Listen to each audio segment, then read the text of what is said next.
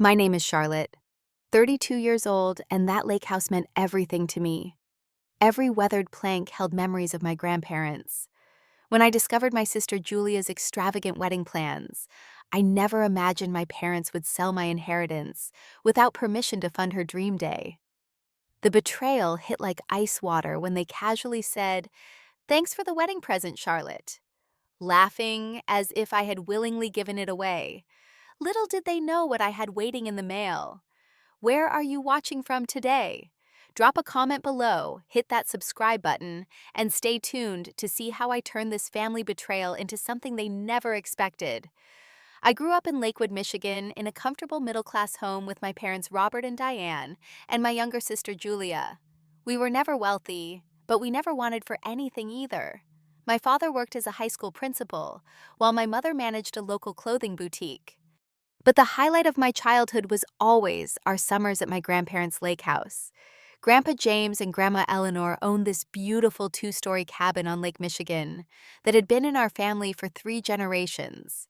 It wasn't fancy or modern, but it had character charm and the most breathtaking views of the water you could imagine. The property included 5 acres of wooded land and 300 feet of private shoreline. Every June, as soon as school let out, my sister and I would pack our bags and spend 2 full months with our grandparents at the lake house. Those summers shaped who I am today. I remember waking up at dawn with Grandpa to go fishing off the small wooden dock he built himself. He taught me patience and respect for nature as we waited quietly for the fish to bite. While Julia would usually sleep in, I treasured those quiet mornings on the water. In the afternoons, Grandma would teach me to bake her famous blueberry pies using berries we picked ourselves from the bushes that grew wild on the property. We would swim until our fingers pruned build sandcastles on our private beach, and in the evenings gather around a bonfire, where Grandpa would tell stories about his childhood and the history of our family. Julia never connected with the lake house the way I did. Even as a child, she preferred shopping trips to town over hiking the woodland trails. She complained about the spotty cell service and lack of television channels. While I saw the magic in the simplicity of life there, she saw only inconvenience. As we grew older, our paths diverged further. I went to college to study environmental science, while Julia pursued marketing and communications with dreams of a glamorous career. During those years, I still made time to visit the lake house during breaks, helping my aging grandparents maintain the property. When I landed my first job as an environmental consultant in Chicago, I made sure to drive the 3 hours to the lake house at least twice a month. When Grandpa passed away from heart failure at 78, it hit me hard. He had been my hero, my guide.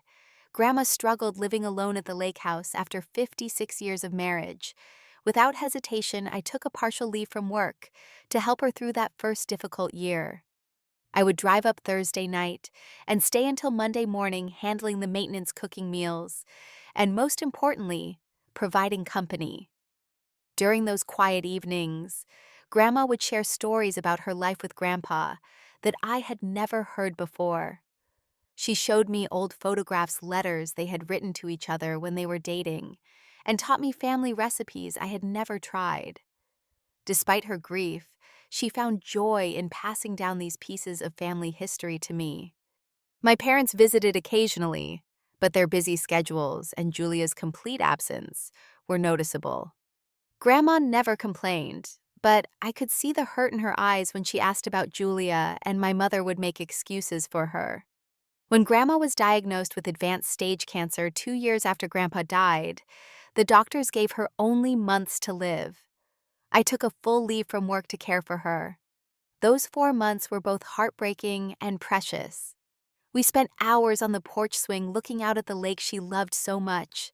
She worried about the future of the lake house, confessing that it had been her greatest wish for the property to stay in the family. One evening, as the sun set over the water, turning the sky brilliant shades of orange and pink, she held my hand and said, "Charlotte, of all my grandchildren, you are the one who truly loves this place the way James and I did. You understand that the value here isn't in the property or the house itself, but in the peace it brings and the connection to nature." I was by her side when she passed peacefully in her sleep one autumn morning. The leaves on the trees surrounding the lake house had just begun to turn gold and crimson, her favorite time of year. The reading of her will brought the first major family conflict. To everyone's surprise, especially my parents. Grandma had left the lake house specifically to me, not to her daughter and son-in-law. The will stated clearly her reasons.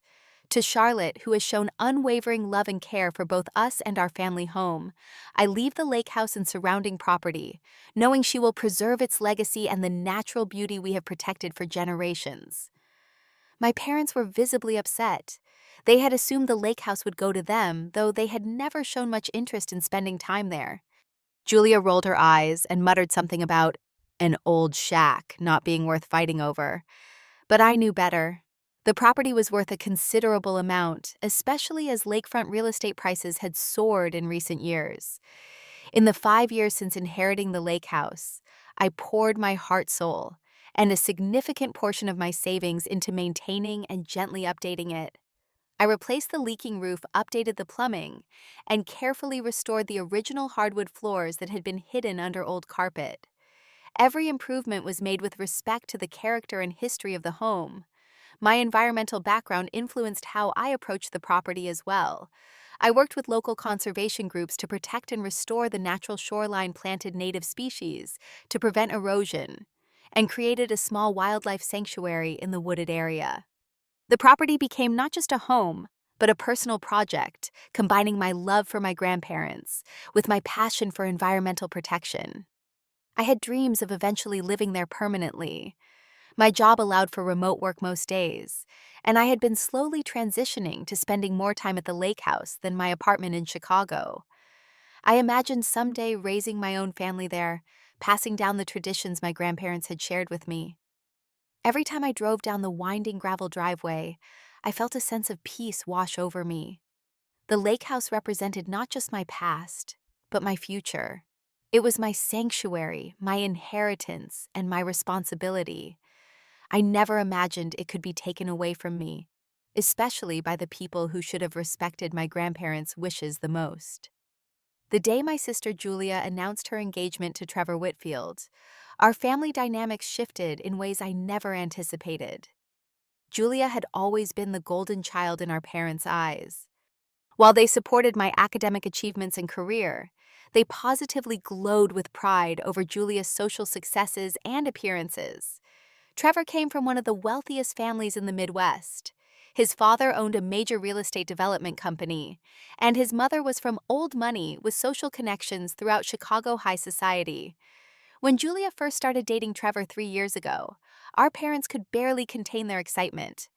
Suddenly, family conversations centered around the Whitfields, their vacation homes, charity galas, and social standing. I was happy for my sister finding someone who seemed to adore her, even if I found Trevor a bit shallow and status-oriented. But I kept those thoughts to myself. Julia had always been image-conscious, even as a teenager when she insisted on name-brand clothes, while I was content with whatever was comfortable. Now, as a social media lifestyle influencer with a growing following, she had built a career around crafting the perfect image. The engagement announcement came via an Instagram post, a professional photo shoot of Trevor down on one knee, presenting Julia with a diamond ring that probably cost more than my annual salary. Within hours, my parents called, bubbling with excitement. "Charlotte, you won't believe it, Julia and Trevor are engaged. We're hosting an engagement party next weekend, and you absolutely must come." My mother sounded breathless with excitement. "That's great news, Mom. I'll definitely be there," I said, genuinely happy for my sister, despite our differences.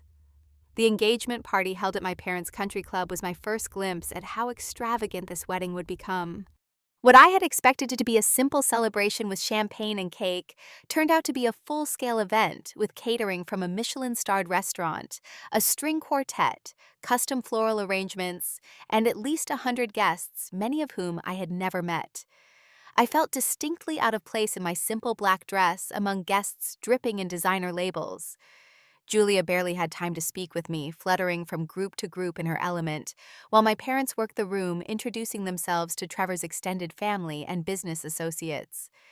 "Isn't this wonderful?" my mother whispered when she finally found a moment to check in with me. "The Whitfields know absolutely everyone. This wedding is going to put our family on the map. I nodded and smiled, unsure what map she was referring to or why we needed to be on it. A week after the engagement party, Julia created a wedding planning committee consisting of our mother, Trevor's mother, and her two best friends. I was noticeably excluded, though I wasn't particularly bothered.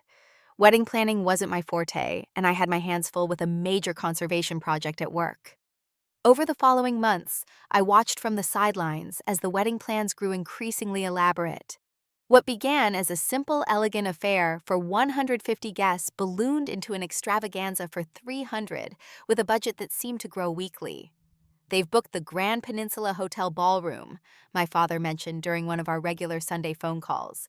"It's the most exclusive venue in the city." "Sounds nice," I replied. "Is that within budget?" A pause. "Well, it's a bit of a stretch, but this is Julia's special day. You only get married once." Similar conversations followed about the 12-piece orchestra, the custom designer wedding dress being flown in from Paris, the exotic flowers being imported, the celebrity chef catering, and countless other extravagances. During a rare sister's lunch about 4 months before the wedding, I gently tried to suggest some more reasonable alternatives. "Julia, have you considered the botanical gardens for your reception? It's beautiful in June, and much more affordable than the Grand Peninsula." She looked at me as if I had suggested holding her wedding in a fast food restaurant. "Charlotte, this isn't just any wedding. Trevor's family knows people, important people. Everything needs to be perfect." She stirred her untouched salad. "Besides, Trevor's father is helping with some of the costs." "Some who's covering the rest?" I asked, concerned about our parents' finances. "Mom and Dad, of course. They want to do this for me." She smiled. "They always said they'd give me my dream wedding." I wondered if my parents truly understood the financial commitment they were making. Both were nearing retirement age, and while they were comfortable, they weren't wealthy by any means. My concerns grew when I visited them the following weekend and noticed the worried look on my father's face as he reviewed some papers at the kitchen table. When he saw me, he quickly tucked them into a folder. "Everything okay, Dad?" I asked. "Just some wedding expenses," he said with a forced smile. "Nothing to worry about." But there was plenty to worry about, as I would soon discover.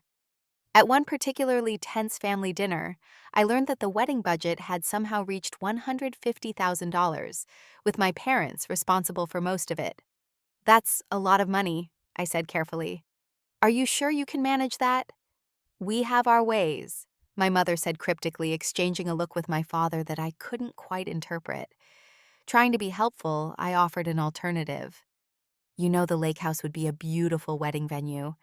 The property is large enough, and with the money you'd save on a venue, you could still have all the other things Julia wants." My suggestion was met with uncomfortable silence. "The lake house," Julia finally scoffed. "It's charming in a rustic way, Charlotte, but it's hardly suitable for my wedding. The Whitfields would be horrified."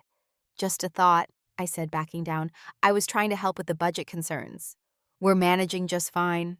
My father insisted, though the tightness around his eyes suggested otherwise. I let the subject drop, but left that dinner with a nagging feeling of unease. Something wasn't right with my parents' finances, but they weren't being forthcoming, and I didn't want to pry. I had no idea that their solution to their money problems would shatter my world and our family forever. It was a perfect Friday afternoon in late April when my world collapsed. I had taken a rare full day off work to spend a long weekend at the lake house. Spring was my favorite time at the property. The trees budding with fresh green leaves, early wildflowers dotting the woodland floor, and migrating birds returning to nest in the tall pines. I had planned to do some gardening, maybe take the small rowboat out if the weather held, and simply enjoy the peace that always embraced me there. As I turned onto the familiar gravel road leading to the property, my first indication that something was wrong was an unfamiliar SUV parked in the driveway. My initial thought was that perhaps a real estate agent was showing a neighboring property and had mistakenly parked at my house. Annoyed but not alarmed, I pulled in behind them. But as I approached the house, I noticed the front door was open, and I could hear voices inside. A chill ran down my spine. I hesitated briefly before stepping onto the porch and calling out, "Hello, this is private property." A middle-aged couple appeared in the doorway, looking as surprised to see me as I was to see them. The woman smiled tentatively. "Oh, hello there. You must be a neighbor. We're the Andersons. We just closed on this property yesterday and came by to take some measurements for renovations. I stared at them, certain I had misheard. You closed on this property? My property? There must be some mistake. The man's friendly expression faltered slightly. No mistake. We purchased this lake house from Robert and Diane Wilson. The sale was finalized yesterday. My legs nearly gave out beneath me. Robert and Diane Wilson, my parents. That can't be right, I insisted, my voice rising. This house belongs to me. It was left to me by my grandmother. My name is Charlotte Wilson. The couple exchanged uncomfortable glances. The man reached for his phone. I have the paperwork right here, all signed and legal. He pulled up some documents and turned the screen toward me. There it was, my parents' signatures on a sales agreement for my lake house. My lake house, which I had inherited, which was legally mine.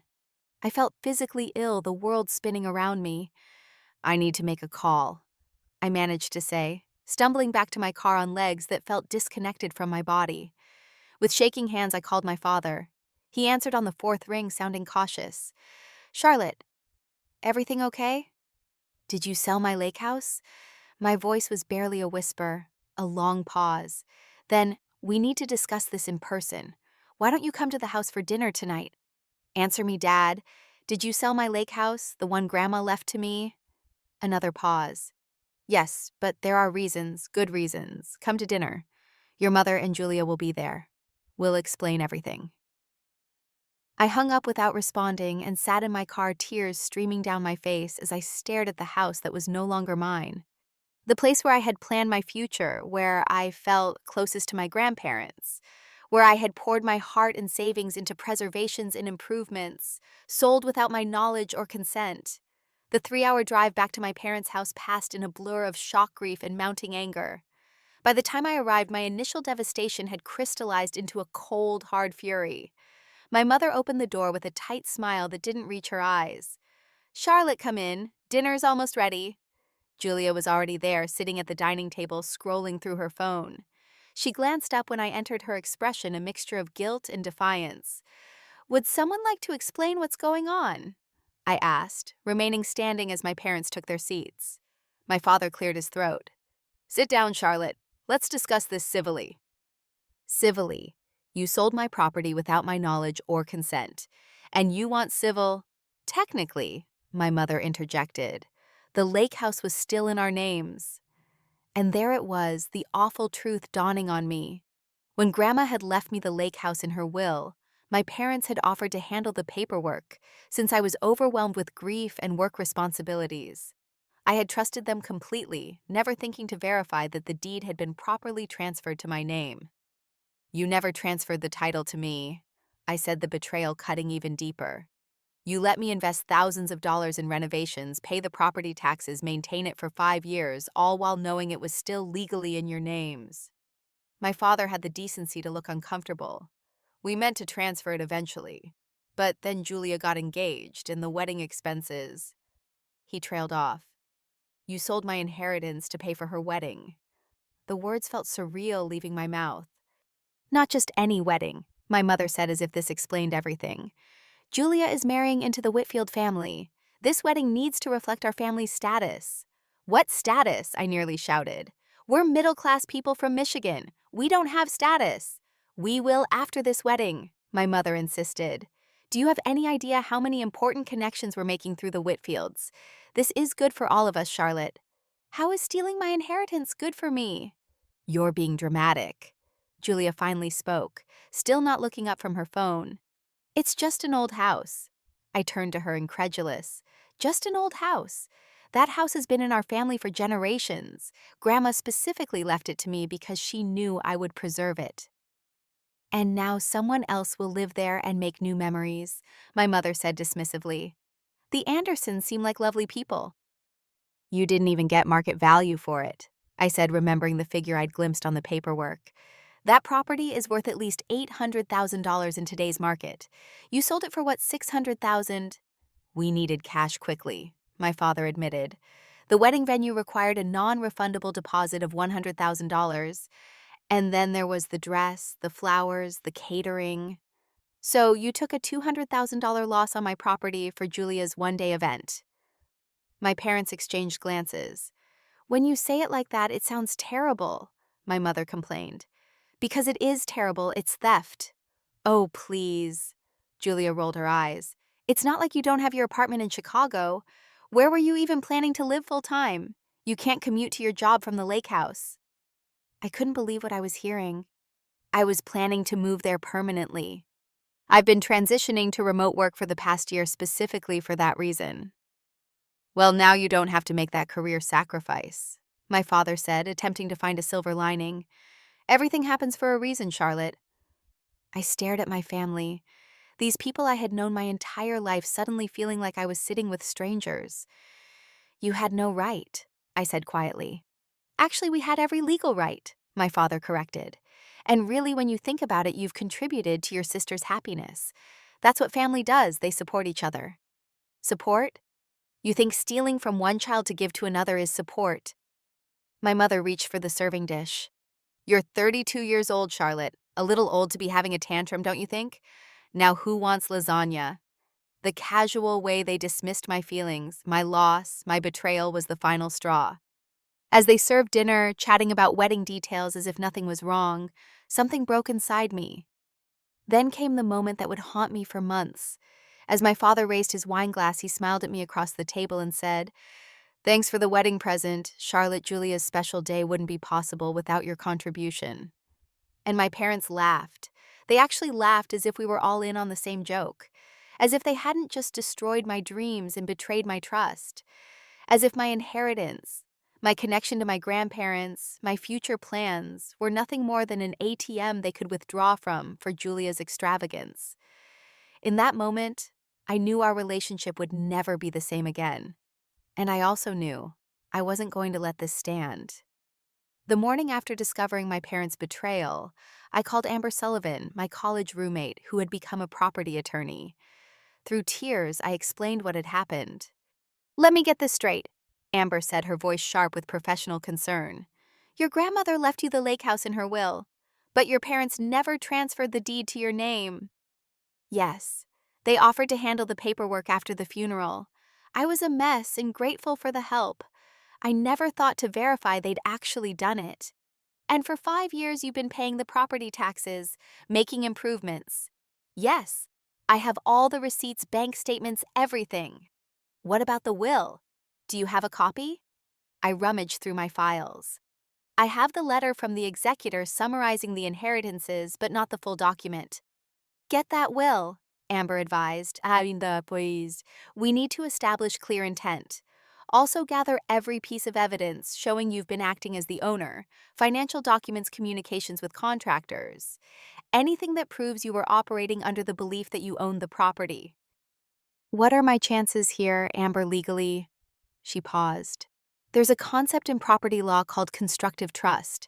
Basically, even if your name wasn't on the deed, we might be able to argue that your parents were holding the property in trust for you based on your grandmother's clear intentions and your actions as the de facto owner. And if we can prove that, then your parents' sale of the property could potentially be invalidated. But Charlotte, I have to warn you, this means taking your family to court. Are you prepared for that?" The question hit me hard. Was I ready to sue my own parents? The thought made me physically ill. But the alternative, accepting their betrayal, losing my lake house forever, allowing them to profit from their deception, felt impossible. "I need to try," I finally said. "This isn't just about a house. It's about honoring my grandmother's wishes. It's about justice." "Okay then, let's start with a formal legal letter.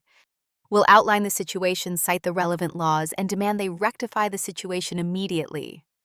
The letter went out the next day, officially beginning what would become the most painful chapter of my life. My parents' response was swift and furious. My mother called screaming that I was tearing the family apart over bricks and mortar. My father sent a cold email stating that their lawyer had confirmed they were within their legal rights, and that my tantrum wouldn't change anything. Julia sent a text that simply read, "Congrats on trying to ruin the happiest day of my life. Always knew you were jealous." The hardest part was watching my extended family take sides.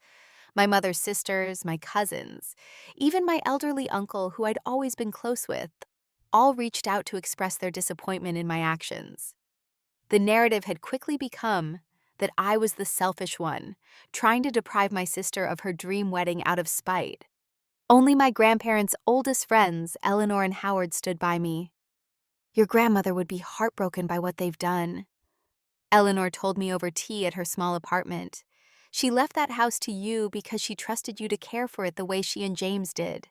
What your parents have done isn't just legally questionable, it's morally reprehensible."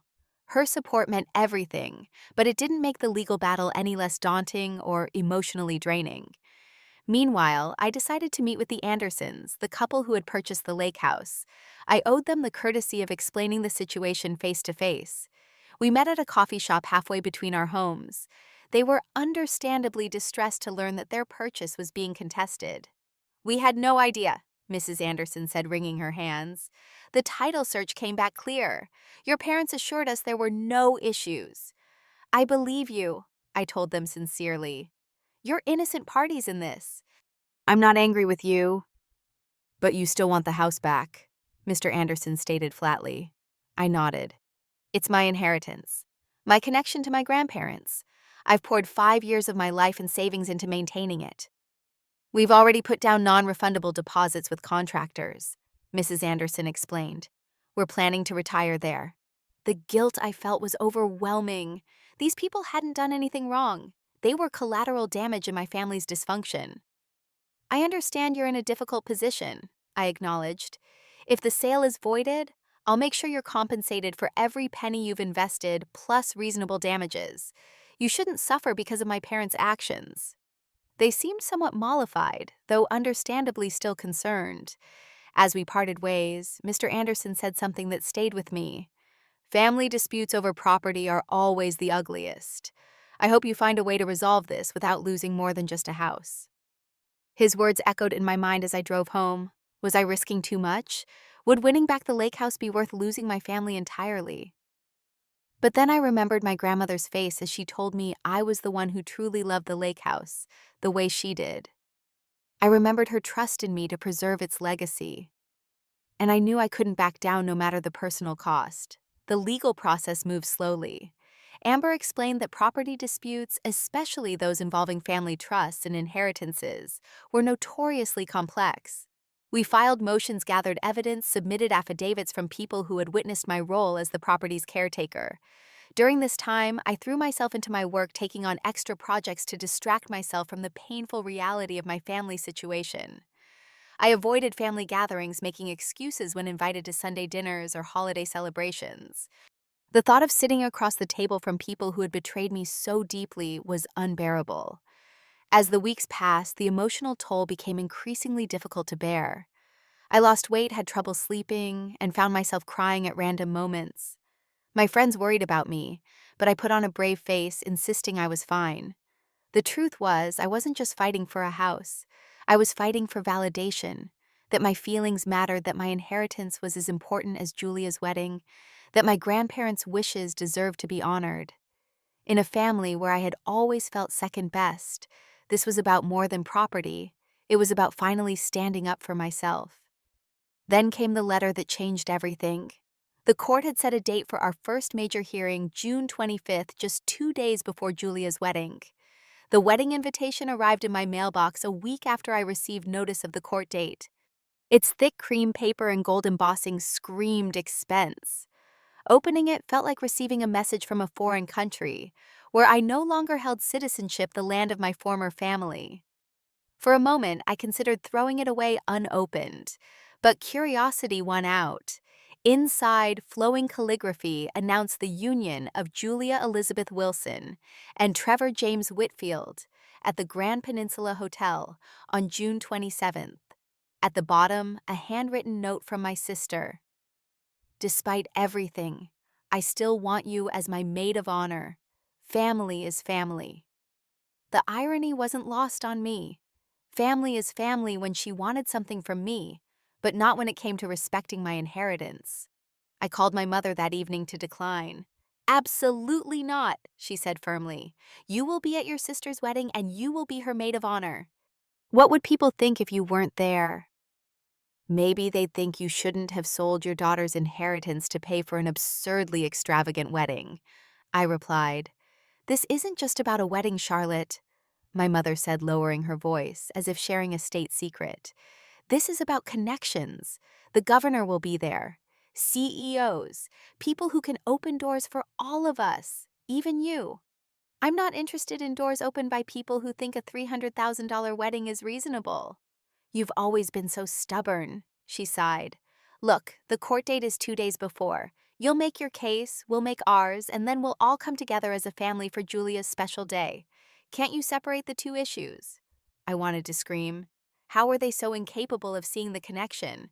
How could they expect me to smile and celebrate after what they'd done? But I also recognized the reality of my situation. The legal battle was just beginning. Poisoning the well further wouldn't help my case. And deep down, despite everything, a part of me didn't want to miss my only sister's wedding no matter how angry I was. "Fine," I finally said. "I'll be there. But don't expect me to pretend everything's okay." "That's all we're asking," my mother said, relief evident in her voice. "And please wear the dress Julia selected. No substitutions." The dress arrived the following week, a frothy concoction of pale pink silk that cost more than my monthly rent. The symbolism wasn't subtle. I was expected to conform to play my part in the performance of the perfect family, regardless of the rot underneath. As the wedding weekend approached, my anxiety mounted. I would be facing not just my immediate family, but also extended relatives who had taken their side, all while maintaining a facade of unity. Adding to the stress, Amber had informed me that the judge assigned to our case was known to be conservative when it came to family property disputes. Our chances were good, but far from certain. The Thursday before the wedding, I found myself in a hotel room near my parents' home, preparing for both the court appearance and the rehearsal dinner scheduled for that evening. My stomach was in knots, my head pounding from lack of sleep. The rehearsal dinner was held at the Observatory, an upscale restaurant with panoramic views of the city. As I entered, I was immediately struck by the opulence, white orchids cascading from ceiling to floor, champagne flowing freely, waiters circulating with trays of gourmet hors d'oeuvre. "Charlotte," Julia waved me over, looking radiant in a white designer dress that probably cost as much as a used car. "You came?" "I said I would," I replied, accepting her air kiss without enthusiasm. "And tomorrow's the big court thing, right?"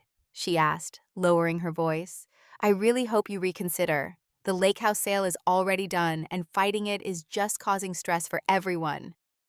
"Stress for everyone," I repeated flatly. "Yes, having my inheritance sold without my knowledge or consent has indeed been stressful for me." She rolled her eyes. "You know what I mean. Can't you just let it go for me?" Before I could respond, we were interrupted by Trevor's parents, Margaret and Richard Whitfield. They were exactly as I'd imagined, tall, polished, exuding quiet wealth and confidence. "You must be Charlotte," Margaret said, extending a manicured hand. "Julia's told us so much about you. You work in conservation, is it? Environmental consulting?" I corrected, shaking her hand. "How fascinating," she replied in a tone suggesting it was anything but. "Richard's company has worked with several environmental groups on sustainable development projects." "Haven't you, dear?" Richard Whitfield nodded absently, his attention clearly elsewhere. Yes, very important work." He checked his watch. "If you'll excuse me, I need to speak with Senator Davis before he leaves." As he walked away, I noticed my parents across the room, deep in conversation with a couple I didn't recognize. They were smiling, gesturing animatedly, looking for all the world like proud parents without a care. I found my assigned seat at a table far from the main wedding party, clearly positioned to minimize my interaction with important guests. Fine by me. I picked at my $500 dinner, making polite conversation with Trevor's distant cousins, while avoiding the champagne. I needed a clear head for court in the morning. As the evening progressed, I excused myself to use the restroom, and took a wrong turn, finding myself in a quiet hallway outside a private dining area. Through the partially open door, I heard my father's voice. "Best investment we've ever made," he was saying. "600,000 for the lake house, but the connections we're making through this wedding priceless." My mother's laugh. "And to think Charlotte used to badger us about transferring the deed. Thank goodness we dragged our feet." "She'll get over it," my father continued. "Once she sees the opportunities that come from being connected to the Whitfields, she'll understand this was for the best." Exactly. We're not getting any younger. This wedding is our investment in all our futures. I stood frozen, nausea rising in my throat. They weren't just unapologetic, they were proud of their manipulation. They genuinely believed they'd done the right thing. The gap between us felt unbridgeable. As I turned to leave, I nearly collided with Richard Whitfield. Sorry, I mumbled, embarrassed to be caught eavesdropping. He studied me for a moment, his expression unreadable. Lake House. Would that be on Lake Michigan by any chance? I nodded, surprised by the question. Interesting. He said more to himself than to me. Then, with a slight nod, he continued down the hallway, leaving me wondering what exactly he had found interesting about my family's betrayal. The next morning in court, I sat beside Amber watching my parents and their attorney across the aisle. They wouldn't meet my eyes. The judge reviewed our initial motions and scheduled the next hearing for after the wedding weekend. No immediate resolution would be forthcoming. Outside the courthouse, my mother approached. We expect you at the bridal suite at 10 tomorrow morning for hair and makeup. Don't be late. Then she walked away without waiting for a response. That night alone in my hotel room, I considered not showing up. I imagined the satisfaction of leaving Julia without her maid of honor, of causing my parents the social embarrassment they so feared. But that wasn't who I was. I wouldn't stoop to their level of betrayal, no matter how justified it might feel. So the next morning, I put on a brave face and headed to the bridal suite, prepared for one of the most difficult days of my life. The wedding morning was a flurry of activity. Hairstylists, makeup artists, photographers, and Julia's 5 other bridesmaids all crammed into a luxury suite filled with flowers, champagne, and nervous energy. Julia was in rare form, oscillating between bridal excitement and bridezilla moments. No, the curls need to be looser, she snapped at the hairstylist. Then turning to me with sudden warmth, I'm so glad you're here, Charlotte. It wouldn't be right without you. I smiled tightly, playing my role while feeling like an actress in a bizarre play. My mother hovered nearby, vigilantly monitoring my every interaction, ready to intervene at the first sign of discord. The ceremony itself was as over the top as expected. The hotel ballroom had been transformed into a floral wonderland with thousands of white roses and crystal chandeliers. A string quartet played as 300 guests watched Julia float down the aisle in a custom gown, with a train so long it required 2 attendants. Standing at the altar holding my ridiculous bouquet, I caught a glimpse of my parents in the front row beaming with pride. All this grandeur, this spectacle purchased with my stolen inheritance. I took a deep breath, focusing on maintaining my composure. Just a few more hours, I told myself. Then you never have to play happy families again if you don't want to. What I didn't realize was that the most significant moment of the weekend was yet to come, and it would arrive from the most unexpected source. During the cocktail hour following the ceremony, as guests mingled and waiters circulated with champagne and hors d'oeuvres, I found myself alone by the elaborate ice sculpture of Julia and Trevor's initials. I was taking a moment to breathe, to steel myself for the hours of forced celebration still ahead, when a deep voice spoke behind me. You must be Charlotte Wilson. I've been hoping to speak with you privately. I turned to find Richard Whitfield, Trevor's father, regarding me with interest. Up close, I could see the sharp intelligence in his eyes that his aloof manner had previously concealed. Mr. Whitfield, I nodded politely. Congratulations on your son's marriage. Thank you. He glanced around to ensure we weren't overheard. I couldn't help overhearing part of your conversation last night. Something about a lake house on Lake Michigan. My guard immediately went up. Yes, my inheritance that my parents sold without my knowledge or consent to pay for this wedding. Instead of the dismissive response I expected, he looked genuinely interested. Where exactly is this property located? Blue Harbor Cove, north of Traverse City. It's been in my family for generations. Richard Whitfield's eyebrows shot up. 5 acres with 300 feet of lakefront, a 2-story cabin with a boathouse. Now it was my turn to be surprised. Yes, how did you know that? Because Ms. Wilson, my development company, has been trying to acquire property in that area for the past 3 years. Blue Harbor Cove is one of the last undeveloped stretches of prime lakefront in the region. We've been planning a luxury resort and condominium development there. My heart sank. So this was why he was interested. My family's drama was insignificant. He just wanted the land. Well, you're in luck, I said bitterly. The new owners might be more amenable to selling than I would have been. That's just it. He continued, lowering his voice. The property your parents sold for $600,000 in today's market with the development potential, it's worth closer to $2 million. I felt the blood drain from my face. $2 million. At minimum, especially with the zoning variances we've been quietly securing in that county. He shook his head. Your parents got robbed, Ms. Wilson. And by extension, so did you. The revelation hit me like a physical blow. Not only had my parents stolen my inheritance, but they had grossly undervalued it, taking a fraction of its worth in their haste to fund Julia's extravagant wedding. Why are you telling me this? I asked, suspicious of his motives. Richard Whitfield straightened his already impeccable tie. I've built my career on understanding property value and the law surrounding it. What your parents did wasn't just morally questionable, it was potentially fraudulent. If you're pursuing legal action, you should know exactly what's at stake. Are you offering to help me? I asked incredulously. Let's just say I appreciate people who stand up for what's rightfully theirs, and I dislike seeing valuable property mishandled. He handed me his business card. My personal cell is on the back. Call me Monday. I may have some information that could help your case. Before I could respond, he was called away by his wife, leaving me standing there stunned by this unexpected development. The rest of the evening passed in a blur as my mind raced with this new information. $2 million. My parents had sold my inheritance for less than a third of its value. The betrayal cut even deeper now. The next morning, unable to sleep and needing to clear my head, I drove to the county records office. Using their public computers, I began researching the history of my grandparents' property, hoping to find anything that might strengthen my case.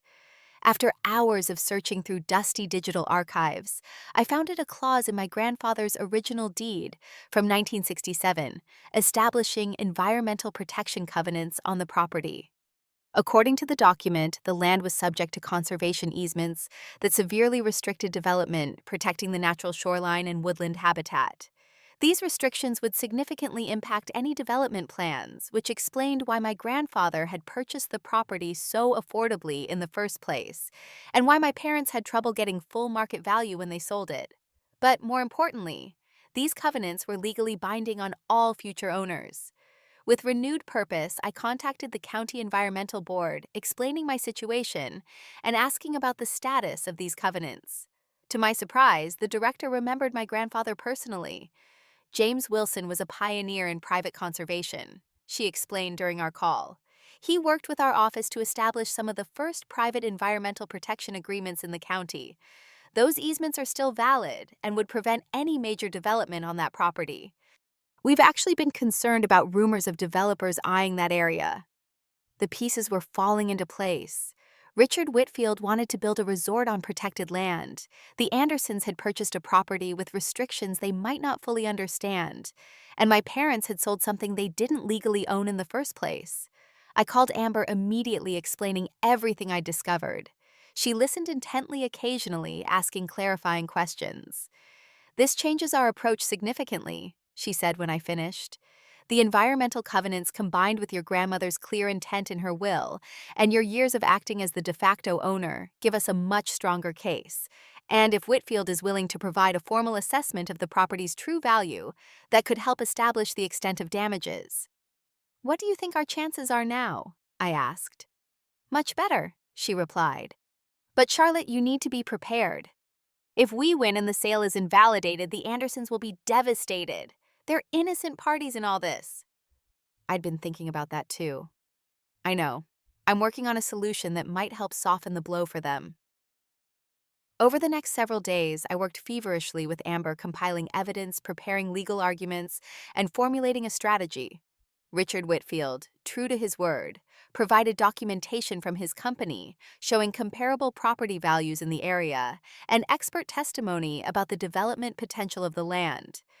Meanwhile, I discovered that my grandfather had been part of a local conservation group that had fought to protect the entire shoreline of Blue Harbor Cove from commercial development.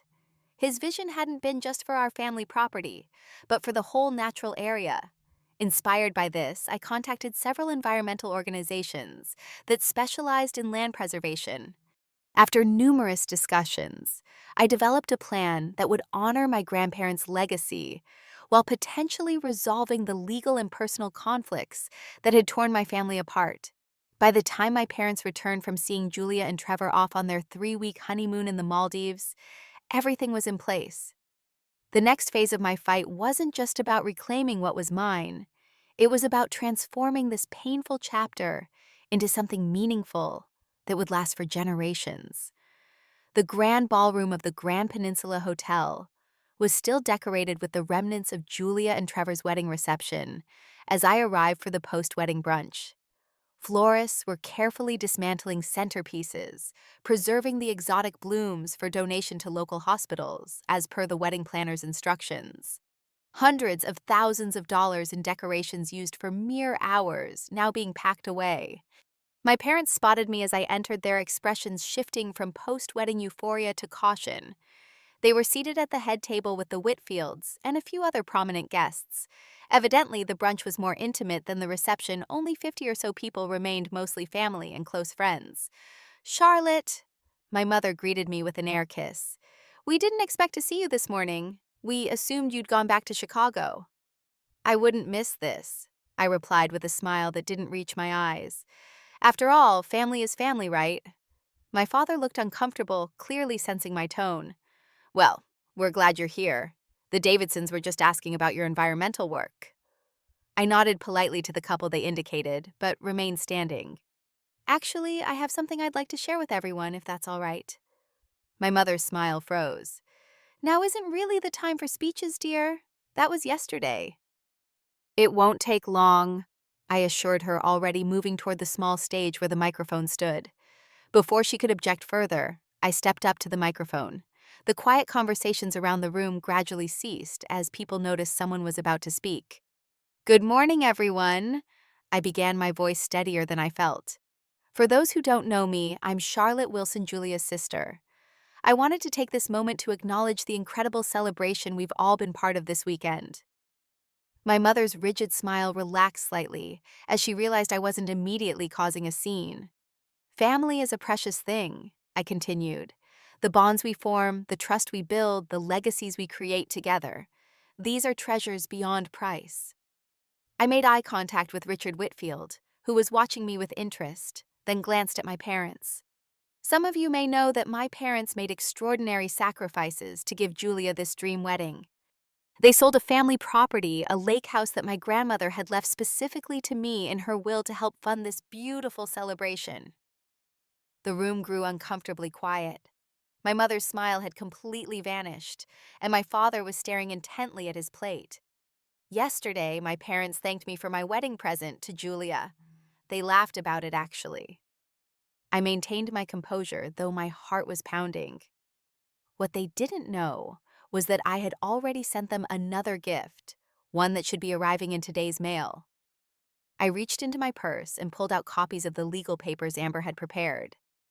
I've spent the past weeks researching the history of my grandparents' lake house. I discovered that my grandfather, James Wilson, was a passionate conservationist who established legal protections for the property decades ago. Protections that prevent the kind of development that certain parties might have been interested in. I nodded slightly toward Richard Whitfield, whose expression remained unreadable. I also discovered that my parents never legally transferred the property to me as my grandmother intended, making their sale to the Anderson family potentially fraudulent. Murmurs rippled through the room.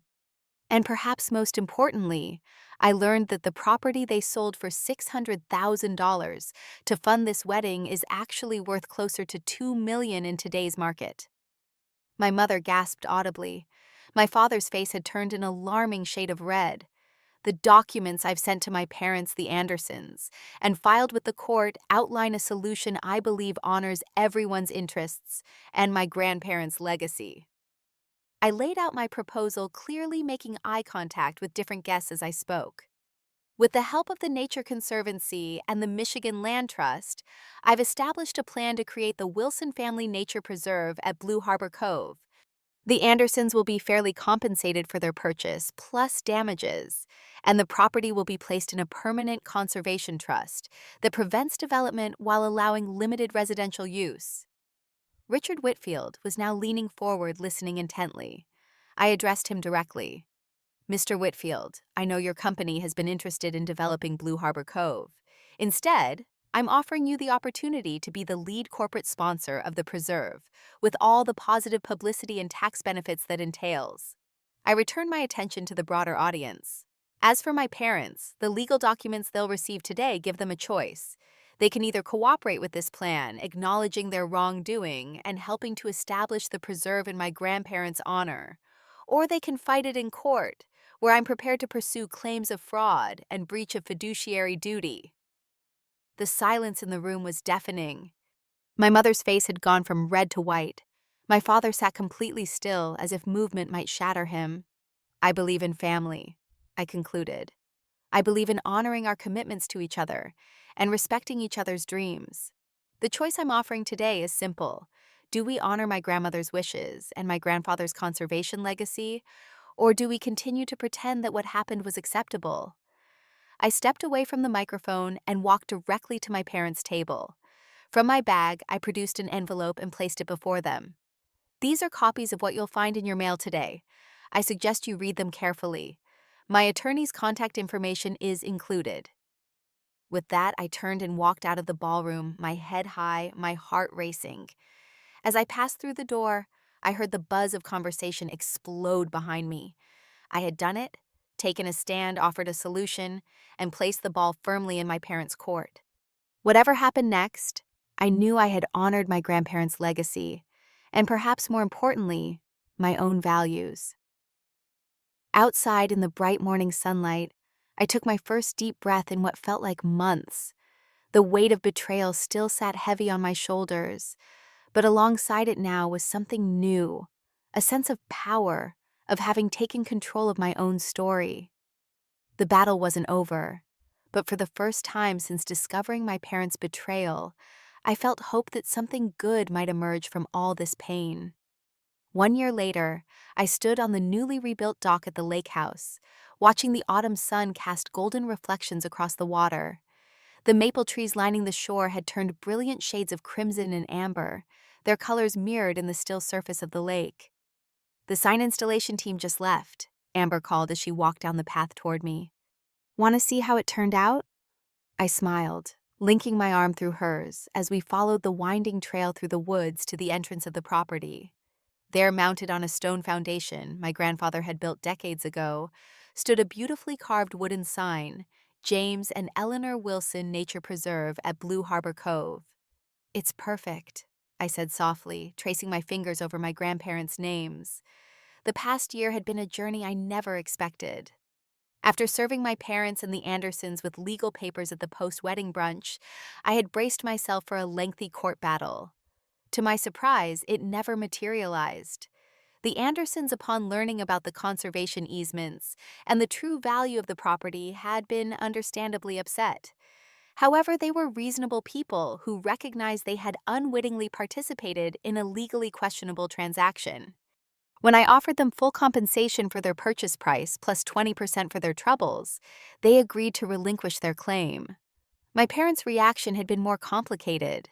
Initially, they had been furious, accusing me of public humiliation and family betrayal. But as the reality of their legal situation became clear, and especially after Richard Whitfield surprisingly threw his support behind my conservation plan, instead of their defense, their position weakened. In the end, faced with potential fraud charges and significant financial penalties, they agreed to a settlement. They would publicly acknowledge that the lake house had been wrongfully sold, make a formal apology, and contribute to the establishment of the nature preserve through monthly payments that would eventually total the difference between the sale price and the property's true value. The lake house itself had returned to me, but with a different purpose.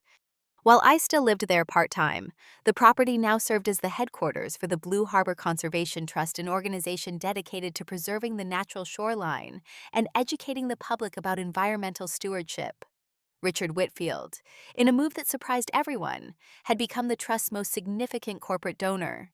During a private meeting after the legal dust had settled, he'd confessed a long-standing internal conflict between his development business and his personal love of Michigan's natural beauty. "My father took me fishing on this lake when I was a boy," he'd told me, "before condos and resorts started taking over the shoreline. What you've done here gives me a chance to honor those memories while still serving my shareholders. It's good publicity, a substantial tax write-off, and the right thing to do, a rare combination in business." The most painful part of the journey had been the fracturing of my family. My parents and I maintained a strained formal relationship limited mostly to necessary interactions regarding the trust. They had moved to Florida shortly after the settlement, ostensibly for retirement, but clearly also to escape the gossip that had followed them in our hometown. Julia's response had surprised me most of all. After returning from her honeymoon to find the family in turmoil, she had initially sided completely with our parents, refusing to speak to me for months. But as the reality of their actions sank in, and especially after discovering they had known the property's true value all along, she began to see the situation differently. 6 months after the wedding, she had shown up at the lake house unannounced. I found her sitting on the dock staring out at the water. "I've never really looked at it before," she said as I sat down beside her. "Never understood why you loved it so much." "It's not too late to see it now," I replied carefully. She turned to me, her eyes red from crying. "My marriage is falling apart," she confessed. "All that money, all that spectacle, and Trevor and I barely know each other. We've been fighting since the honeymoon." I listened as she poured out her heart about the emptiness. She felt the hollowness of the social climbing that had motivated so much of her life. The lavish wedding had been the pinnacle of that pursuit, and now that it was over, she felt lost. "I think I've been chasing the wrong things," she said finally. "Watching you fight for something that truly matters to you, it made me realize I don't have anything like that in my life. Nothing I care about deeply enough to stand up for, to sacrifice for." That conversation had marked the beginning of a slow reconciliation between us. While we would never be best friends, we had found a new understanding. Julia volunteered at the preserve occasionally, now helping with community events, and finding to her surprise that she enjoyed the work. As for me, the experience had transformed my life in ways I never anticipated. The creation of the trust had led to connections with environmental organizations across the region. I'd left my consulting job to run the preserve full-time, writing grant proposals, developing educational programs, and working with local schools to inspire the next generation of conservationists. "There's someone here to see you," Amber said, interrupting my reflections. "They're waiting at the house." I raised an eyebrow questioningly, but she just smiled and led the way back through the woods. On the porch of the lake house stood Eleanor and Howard, my grandparents' oldest friends, alongside a small group of local residents who had become instrumental volunteers at the preserve. They were gathered around something covered with a cloth.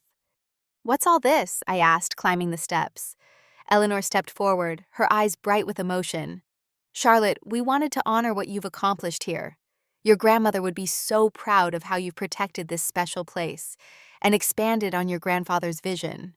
Howard pulled away the cloth to reveal a framed black and white photograph I had never seen before, my grandfather standing on this very porch, arm in arm, with a group of local environmentalists holding a hand-painted sign that read, "Save Blue Harbor Cove, 1967. "We found this in our attic," Eleanor explained. "Your grandfather led the first campaign to protect this shoreline from development. He would be overjoyed to see his granddaughter continuing that legacy, expanding it beyond what even he dreamed possible." Tears filled my eyes as I accepted the photograph, running my fingers over my grandfather's young, determined face. Here was tangible proof that I had not only reclaimed my inheritance, but honored it in the deepest sense. The afternoon sun was beginning to dip toward the horizon as my friends departed, leaving me alone on the porch with my thoughts. I hung the photograph carefully on the wall inside, next to my grandmother's recipe box, and the family photos I had saved from the lake house before my parents sold it. Outside, I settled into the old porch swing my grandfather had built, feeling its familiar creak as I gently pushed off with my foot. The setting sun painted the sky in breathtaking shades of pink and gold, reflecting on the lake below. In fighting for this place, I had discovered a strength within myself I hadn't known existed. I had learned that sometimes standing up for what's right means facing painful conflict, even with those you love. And I had found that true healing comes not from avoiding difficult truths, but from transforming them into something meaningful. The lake house was more than just property now. It was a symbol of resilience, of honoring the past, while creating a new future. My grandparents' legacy lived on, not just in the preservation of this land, but in the values they had instilled in me, values I had finally found the courage to defend. As darkness fell and the first stars appeared over the lake, I felt a profound sense of peace. The journey had been painful, the cost high. But sitting here in this place that connected me to generations past and those yet to come, I knew with certainty that it had been worth it. Have you ever had to stand up to family for something that truly mattered to you? The strength it takes to hold your ground when those closest to you are in the wrong is immense, but sometimes it's the only way forward. If this story resonated with you, please hit that like button and subscribe to hear more stories of family resilience and finding your voice. Share your own experiences in the comments below. I read every single one. Thank you for being here with me today. And remember that sometimes the most important inheritance isn't property, but the courage to protect what matters most.